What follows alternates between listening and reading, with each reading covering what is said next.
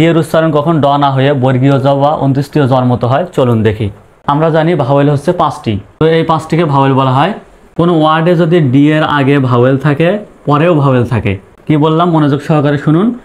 ডির আগে যদি ভাওয়েল থাকে এবং পরেও যদি ভাওয়েল থাকে, তাহলে ডির উচ্চারণটা হবে বর্গীয় জ বা অন্ত্যেষ্টিয় জর মতো।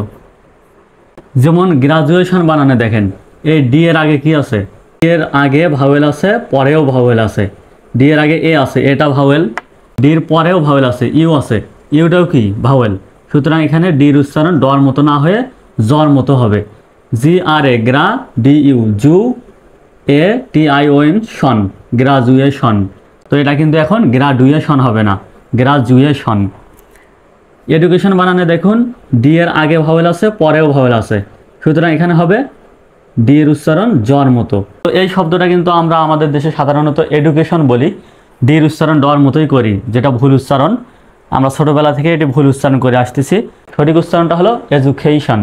আপনাদের বিশ্বাস না হলে গুগলে সার্চ করে দেখতে পারেন প্রোনাউন্সিয়েশনটা, এটা সঠিক উচ্চারণ হবে এডুকেশন। এবার এই শব্দটিতে দেখুন, ডির আগে ভাওয়েল আছে আই, ডির পরে ভাওয়েল আছে ইউ, সুতরাং ডির উচ্চারণ জর মতো। I N in D I D, ইন্ডি। V I V D U A L, জুয়াল, ইন্ডিভিজুয়াল। ডি ইউ এল এখানে জুয়াল হবে, ডুয়াল হবে না, ইন্ডিভিজুয়াল। এবার এই শব্দটি লক্ষ্য করুন, ডির আগে কি আছে? ভাওয়েল আছে, এ আছে। ডির পরে কি আছে? ইউ আছে, সুতরাং ডির উচ্চারণ জর মতো। জি আর এ গ্রা, ডি ইউ জু, এ ডাবল এল ওয়াই আলি, গ্রাজুয়ালি।